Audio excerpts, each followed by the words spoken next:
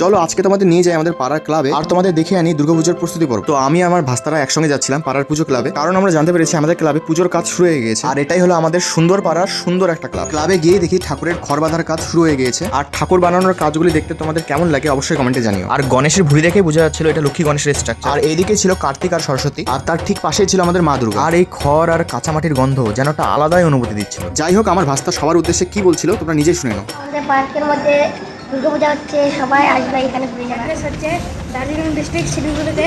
তারপরে আমার ভাস্তার আবদার তার সাইকেলটা ভিডিওতে নিতে হবে, আর কাকা হয়ে আবদার তো পূরণ করতেই হতো, তাই যেমন আবদার তেমন গাছ। আর তোমরা একবার এদের ড্যান্স দেখো, তোমরা নিজে আমার মতো হাতে থাকবে।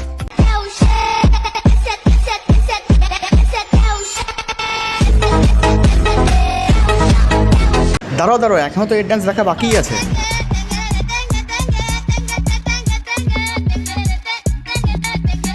আর এদের ড্যান্স দেখে তো কুকুরও কিছুক্ষণের জন্য মানুষ হয়ে গিয়েছিল। যাই হোক, তারপর এরা কিছুক্ষণ দোল্লা ঝুলে আমরা সবাই বেরিয়ে পড়লাম বাড়ির দিকে। বাই।